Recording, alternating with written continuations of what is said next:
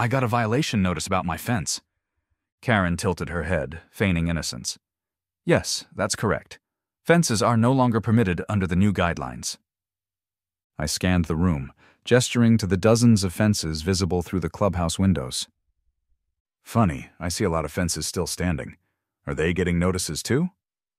Her smug smile didn't even falter. Those fences were built before the policy update. They're grandfathered in. I gritted my teeth. So let me get this straight. If I had installed my fence last year, it would be fine. But because I have it now, it's suddenly illegal? Karen nodded, her grin widening like she was enjoying this. Rules are rules. The morning started like any other. Coffee brewing, birds chirping, my dog Max lazily stretching in the sunbeam by the window. But as I stepped outside to grab the newspaper, I spotted something that immediately soured my mood. A bright red notice was taped to my front door. I sighed, already knowing this was going to be some HOA nonsense. Peeling it off, I read, Notice of violation. Per Section 14.2 of the Neighborhood Aesthetic Code, all fences must comply with new HOA regulations regarding open and friendly neighborhood aesthetics. Your fence, which is in violation of this updated policy, must be removed immediately. Failure to comply within 14 days will result in daily fines of $50 per day. Sincerely, Karen McDictator, HOA President. I blinked at the paper, rereading the words.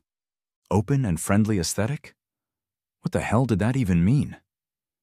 I glanced at my fence, a simple, well-maintained wooden privacy fence, the same one that had been here since I bought the house. Nothing fancy, nothing falling apart, just a normal fence that half my neighbors also had. Then I noticed the wording, Updated Policy.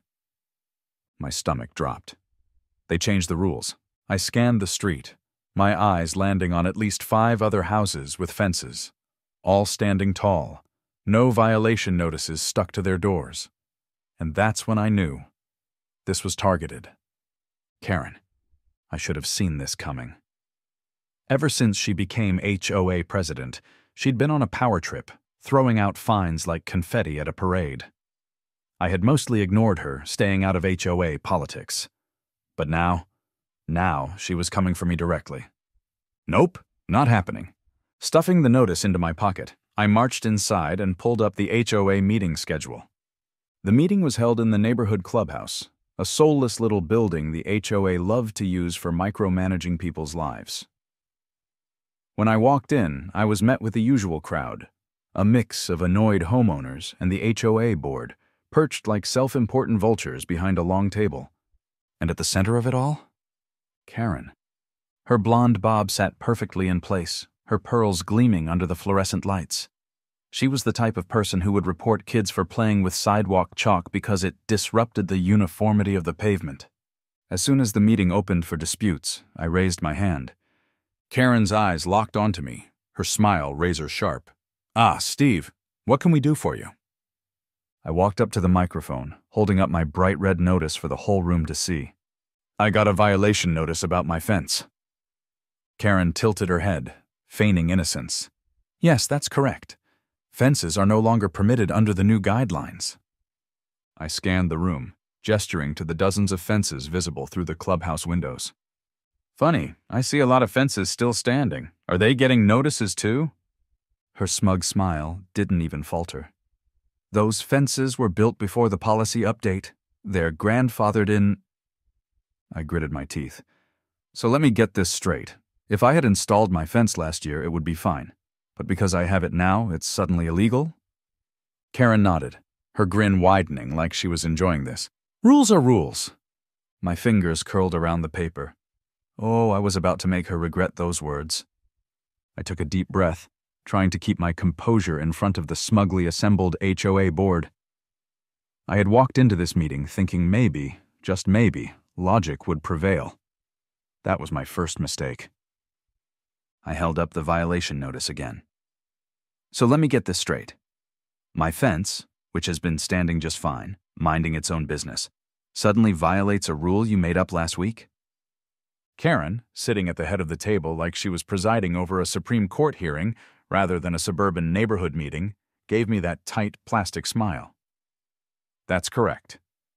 I exhaled sharply through my nose. Okay, fine. Let's try reason.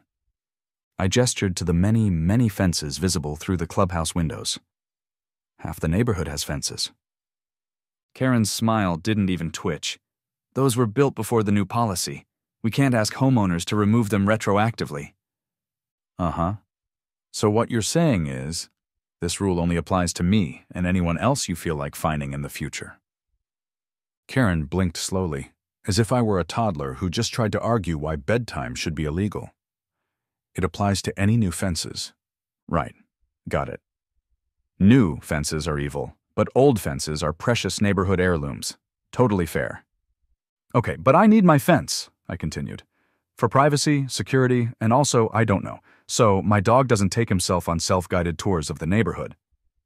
Karen clasped her hands together like a kindergarten teacher dealing with an unruly child. We encourage homeowners to use alternatives. Invisible fences, for example. Invisible fences? I repeated deadpan. So your solution is to let my dog learn the hard way that he has an invisible boundary, while every other dog in this neighborhood enjoys their traditional visible fences? Karen nodded like that was a perfectly reasonable answer.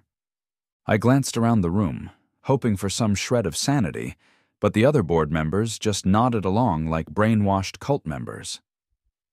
Let's just call it what it is, I said, waving my hands around.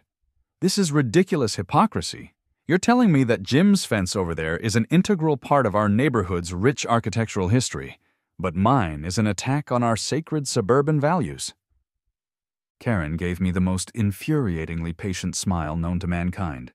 I wanted to flip the HOA table. Instead, I opted for sarcasm. Oh, right. Of course. My mistake, I said, nodding solemnly. Clearly my fence is a threat to society. If left unchecked, who knows what horrors might follow? A garden gnome? A birdbath? Chaos. Karen's smile grew even tighter. Rules are rules. That was it. That was her entire argument. Rules are rules! And I wanted to scream. Instead, I forced my expression into a serene, almost unsettlingly calm smile. All right, Karen, I said sweetly. You win. Karen tilted her head, momentarily thrown off by my sudden change in demeanor. Excuse me? I'll take it down, I said with a shrug, just like you asked. She squinted at me, as if trying to figure out if I was bluffing. But I wasn't. I would take down the fence, and then I'd give them something much, much worse. That weekend, I did exactly what they wanted. I took down my fence, brick by brick, post by post. Karen must have been watching from her window with binoculars, because by the time I was done, a new notice had been taped to my door. Notice of compliance. We appreciate your prompt compliance with HOA regulations. Your property is now in full accordance with the community aesthetic standards. Sincerely, Karen McDictator, HOA President. I stared at the letter. Then I smiled. See, the thing about me is, I don't like losing. And if Karen wanted to play aesthetic dictator, she had no idea what she had just unleashed. I had 2 words for her. Game. On. I'll admit it, I stewed for a bit. For about 3 days, I let myself wallow in the absolute injustice of it all. I walked out to my now exposed backyard, where my once perfectly legal fence had stood, and felt naked. My dog, Max, was just as confused and offended as I was, staring at the non-existent boundary like he had just been evicted from his own home. And of course, Karen was enjoying every second of it. Every time I stepped outside, I could feel her watching from behind her lace-curtained windows, sipping her tea like a victorious Disney villain. She probably had a scrapbook labeled HOA Victories, where she planned to document my downfall. But if Karen thought I was going to roll over and accept defeat, she was about to be very, very wrong. The loophole of the century. So one night, after one too many passive-aggressive HOA emails, I did what every reasonable person does when they need to take down a tyrant. I went down a rabbit hole of municipal zoning laws. And let me tell you, there is nothing quite as dangerous as a sleep-deprived homeowner with a grudge and unlimited access to legal documents. It turns out, While the HOA had banned fences, they hadn't thought to ban something else.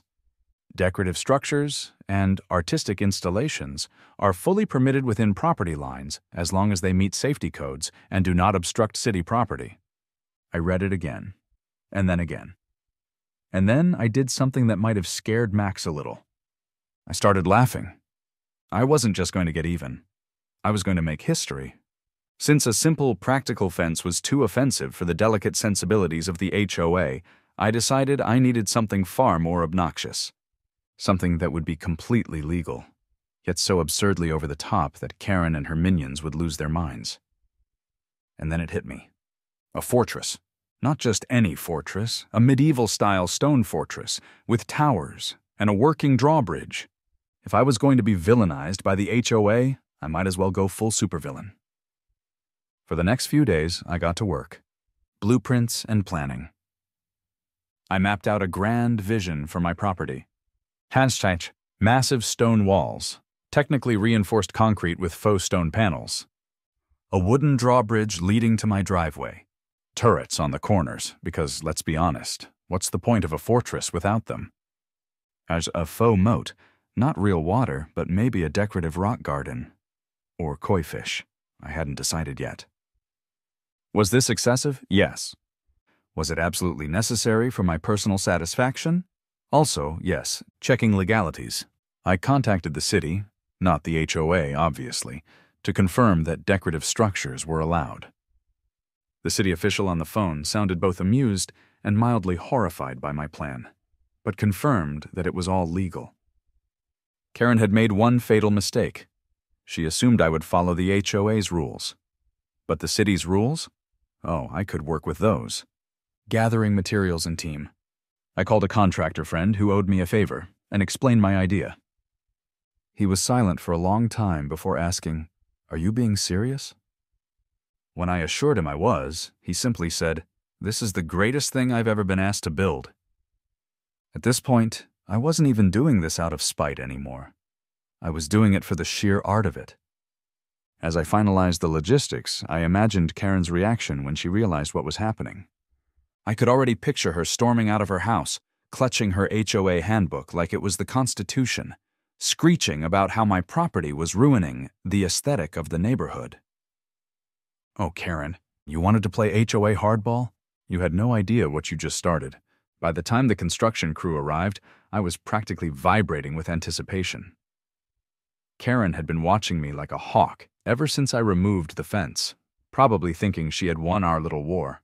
But she had no idea what was coming. A low rumble echoed down the street as a massive flatbed truck pulled up in front of my house, carrying pallets of reinforced concrete panels designed to look like stone bricks. Behind it, another truck followed, hauling wooden beams, steel rods, and a towering flagpole. I stepped outside with my coffee in hand, nodding in approval as the workers hopped out and started unloading materials. Across the street, Karen's front door flew open so fast, I thought it might come off the hinges. She stood there, wearing her usual pastel cardigan and the expression of someone who just caught a kid coloring outside the lines. For a moment, she just stared at the chaos unfolding in my driveway, mouth slightly open. Then, in a flurry of furious movement, she stomped down her steps, marching straight toward me. I took a slow sip of my coffee, savoring the moment. "What is this?" she demanded, gesturing wildly at the construction crew. I feigned innocence. "Oh, just a decorative structure, for aesthetic purposes." Her nostrils flared. "Aesthetic purposes?" she echoed, her voice teetering on the edge of a screech.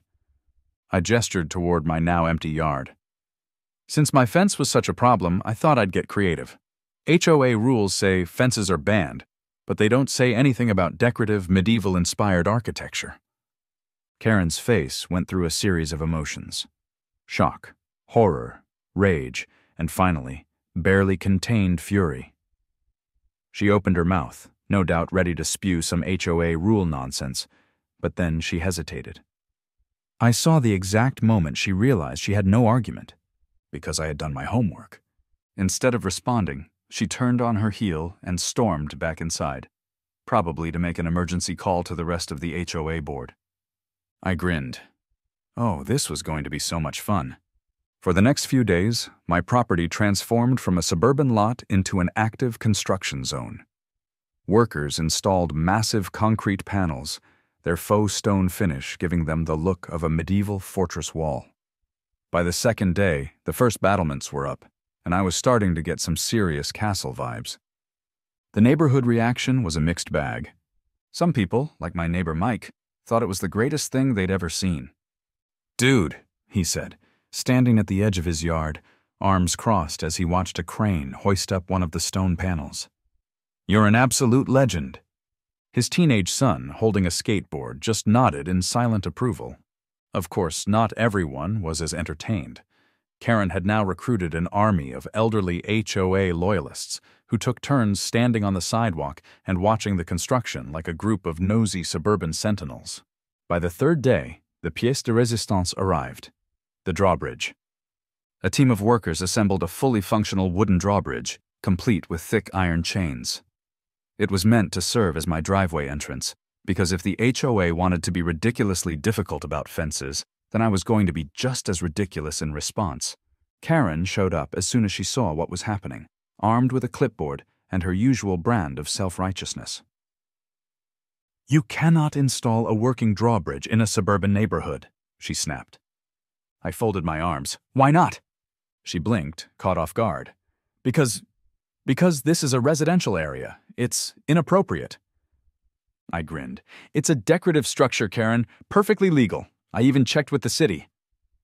Her face turned an alarming shade of red. A drawbridge is not a decoration." I shrugged. "I think it adds a nice touch."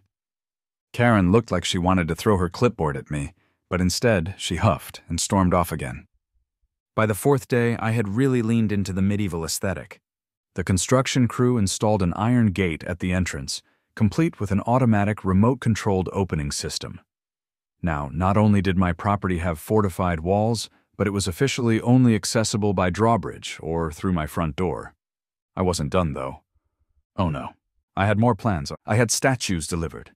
2 gargoyles and 2 fully armored knight figures that stood on either side of the drawbridge, as if guarding my castle. To top it all off, I had a custom flagpole installed in the center of my yard. And on that flagpole, a 30-foot banner that read, "Steve's Kingdom, no HOA allowed." By the time the workers packed up, I stood in my yard, arms crossed, admiring my glorious, legally untouchable masterpiece. From across the street, Karen was losing her absolute mind. I saw her standing in her driveway, furiously typing on her phone, probably drafting the angriest email in HOA history. I smirked. Oh, this was going to be good. The morning after my grand fortress was completed, I could sense a disturbance in the force. The air was thick with Karen's impending fury. Sure enough, before I could even finish my coffee, a small crowd began to gather at the end of my driveway. A posse of self-important HOA board members, led by the Queen herself, Karen McDictator. She stood front and center, her eyes narrowed, her lips pursed so tightly that they might have disappeared altogether. She wasted no time. Marching up to my gate, which, by the way, looked magnificent in the early morning sun, she bellowed, "Steve, come out here immediately." I took a leisurely sip of my coffee, savoring the moment. With the click of a remote, I lowered the drawbridge, letting it fall with a satisfying thud across the decorative trench. It was the kind of entrance that demanded respect, but judging by Karen's expression, all it demanded from her was blood pressure medication. "Good morning, Karen," I called cheerfully, stepping onto the drawbridge. "How can I help you on this fine day?" "What in the world is this monstrosity?" she spluttered, waving her clipboard around like it was a magic wand that could make my fortress vanish. I looked around, feigning surprise. "Oh, you mean my decorative structure? Isn't it lovely? I thought it added a bit of charm to the neighborhood." Karen's eyes bulged. "Charm? This is a hazardous eyesore. You can't just erect a medieval fortress in a suburban community. There are rules." "Funny you mention rules," I said, smiling as sweetly as I could manage. "I have all my paperwork right here." I pulled out a neat stack of documents from my pocket and handed them over. Everything is fully compliant with city regulations and the HOA's guidelines. Feel free to check. She snatched the papers out of my hand, her eyes scanning furiously. The other board members crowded around her, peering over her shoulder. I could practically see the gears in their heads turning, desperately trying to find something, anything they could use to tear down my masterpiece. It's not a fence?" One of them finally mumbled, looking up at me with confusion. "Nope," I said cheerfully. "According to the HOA's bylaws, fences are prohibited. However, there's nothing in there about decorative structures." Karen's head snapped up, her eyes narrowing. "This is clearly just a fence in disguise." "Really?" I raised an eyebrow. "Because it looks more like a castle to me. It's got battlements, a drawbridge, and a functioning iron gate. If you squint, you can even see the gargoyles up there. Hardly standard fence features." She glared at the document again. "But it's obstructing the view." I gestured broadly to the open space beyond my yard. "What view, Karen? The only thing it's blocking is your ability to micromanage my property. Everything is within my property line and well under the maximum height for structures." One of the other board members, a nervous-looking man clutching a clipboard as if his life depended on it, whispered something to Karen. Her face turned an even deeper shade of red. It's a safety hazard," she stammered. "You can't have a moat. Someone could fall in." "It's not a moat," I corrected her. "It's a decorative koi pond. Perfectly safe. The city inspector loved it, said it added a touch of tranquility." She sputtered, her voice rising in pitch. "This is ridiculous. You're turning this neighborhood into a circus." I put a hand over my heart, feigning hurt. "Karen, I'm just trying to comply with your rules. No fences, you said. Well, no fence here. Just a perfectly legal decorative structure." Her eyes were practically shooting lasers at me now. "You can't expect us to just allow this." "Actually, Karen," I said, leaning in conspiratorially, "you might want to double-check those bylaws. I found a few interesting loopholes. Did you know that any structure classified as artistic or decorative is exempt from the usual building restrictions?" Karen flipped through the pages, her hand trembling. I could see her fury mounting as she realized she had no leg to stand on. I had played by her rules, and she had lost, badly. "Mark my words," she hissed, her voice dripping with venom. "This isn't over. We'll find a way to get rid of this abomination." "Best of luck, Karen," I called cheerfully as she stormed off, her clipboard clutched so tightly I thought it might snap in half. "If you need any more clarification on the rules, just let me know. I'm always happy to help." She shot me one last murderous glare before stalking back to her house, her loyal board members trailing behind like chastened ducklings. As the drawbridge closed behind me, I couldn't help but laugh. Karen had started this war, but she had no idea just how far I was willing to go. This was only the beginning, and if she wanted to play the game, she'd better be ready for my next move. After all, I had a fortress now, and I intended to defend it. It didn't take long for my fortress to become the most exciting thing in the entire neighborhood. By the end of the week, I had a full-blown fan club of local kids who had declared my house the official castle of the kingdom. Every afternoon, I'd hear the sound of sneakers slapping against the pavement as they ran down the street, plastic swords in hand, ready for battle. "Sir Stephen," a boy named Ethan called one afternoon, standing at the edge of my driveway, "may we cross thy bridge?" I leaned against the drawbridge controls, raising an eyebrow. "Only if you answer this riddle, young squire." The kids huddled together, whispering conspiratorially, while I delivered the challenge. "What has roots as nobody sees, is taller than trees, up it goes, and yet it never grows?" The group fell into chaos. "A beanstalk!" one kid shouted. "No, that's stupid. A mountain," another argued. I folded my arms. "Is that your final answer?" "Mountain!" they all shouted in unison. I nodded approvingly and hit the remote. The drawbridge lowered dramatically, and they whooped in victory as they ran across, immediately declaring war on the imaginary kingdom of Karen's house. I'd be lying if I said I wasn't enjoying every second of this. Meanwhile, my adult neighbors were surprisingly supportive. "Oh, I think it's brilliant," Mrs. Patterson, an older woman down the street, told me. "I'm thinking about adding a little stone wall around my garden. Maybe some vines. You know, make it a whole medieval theme." Mike, my neighbor with the skateboard son, had already started looking into adding a mini fortress of his own. "Dude," he said, grinning ear to ear, "you might have just started a neighborhood trend." And Karen? Karen was losing her goddamn mind. A week later, the HOA called an emergency meeting. They had never done that before. I arrived at the clubhouse to find an abnormally large crowd of homeowners, all whispering amongst themselves. At the front of the room, Karen sat stiff as a board, her clipboard clutched in a death grip.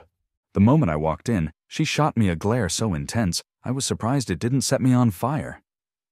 "We are here to discuss a new bylaw proposal," she announced through gritted teeth.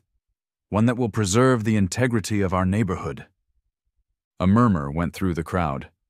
Someone in the back muttered, "Integrity? We live in a cul-de-sac, not Buckingham Palace." Karen cleared her throat and slammed a paper down on the table.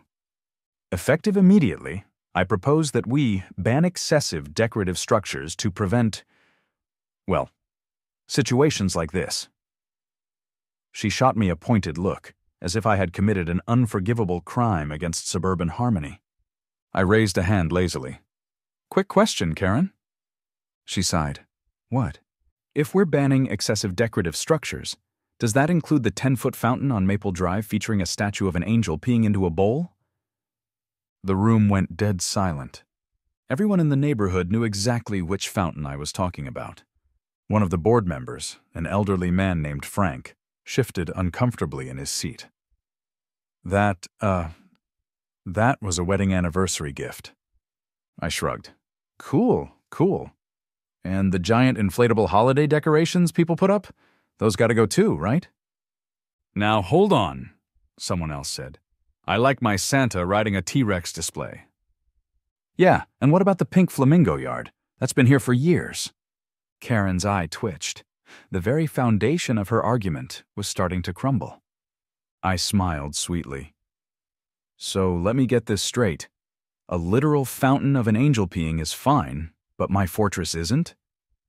The HOA board members muttered amongst themselves, realizing that if they banned my fortress, they'd have to ban a whole lot of other stuff too.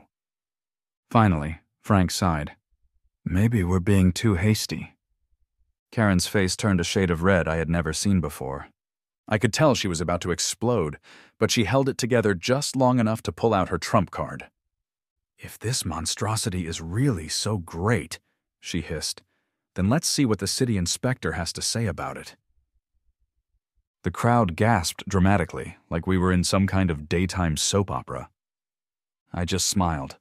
"Oh, Karen," I said, shaking my head, "you really don't know when to quit." The morning of the inspection, I was feeling great.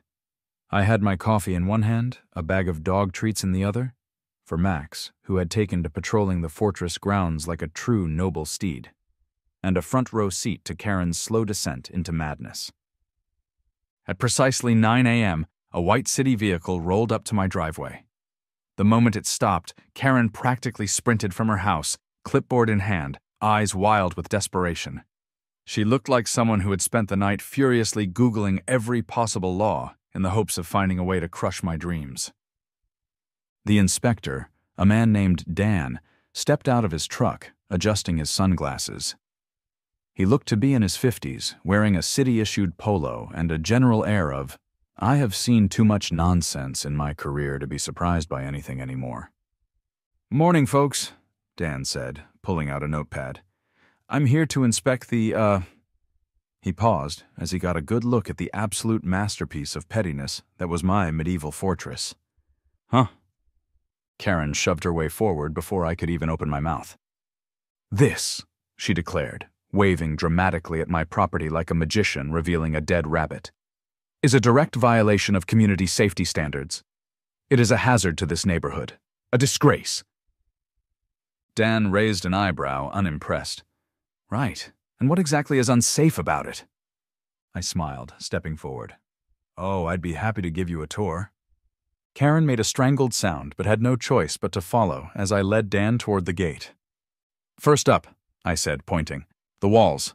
These are reinforced concrete panels, structurally sound and compliant with all residential building codes. They're decorative, not load-bearing." Dan nodded, running a hand over the surface.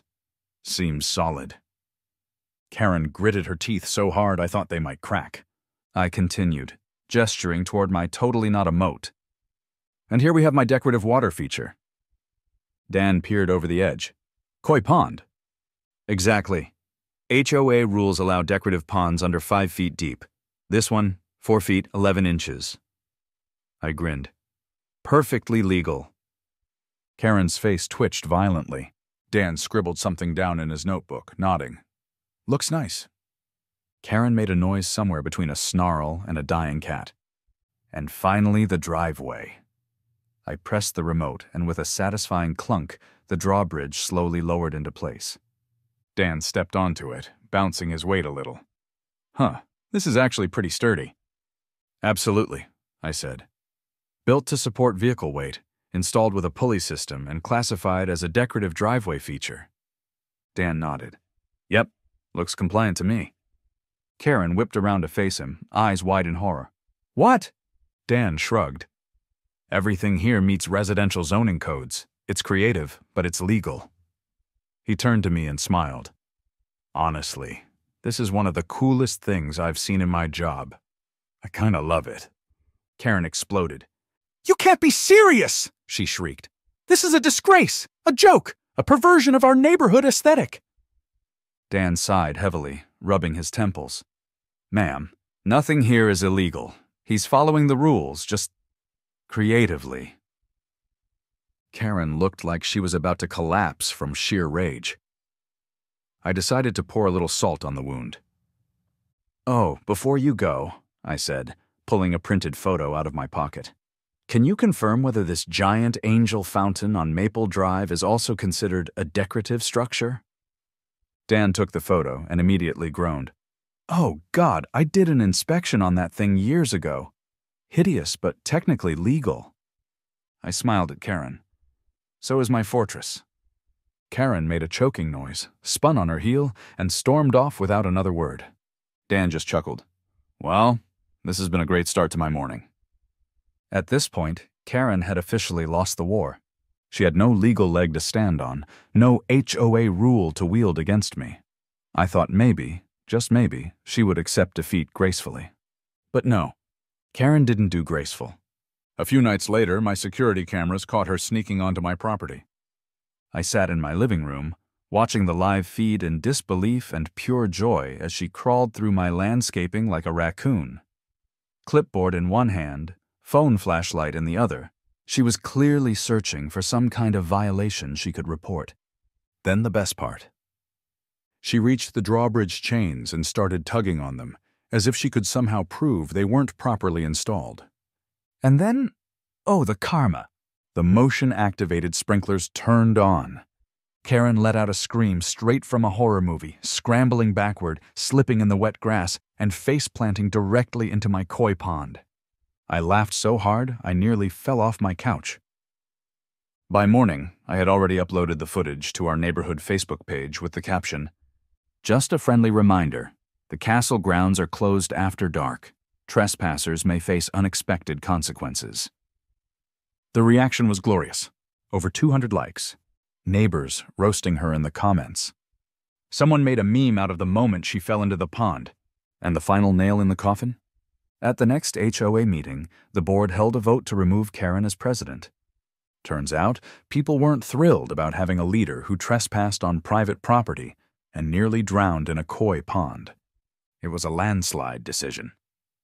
As she gathered her things and stormed out of the clubhouse, red-faced and seething, I caught her eye and gave her a small, victorious wave. "See you around, Karen." She didn't respond. A week later, a for sale sign appeared in front of her house. And me? I spent the evening on my drawbridge, sipping a well-earned beer, watching as my kingdom flourished, Karen-free.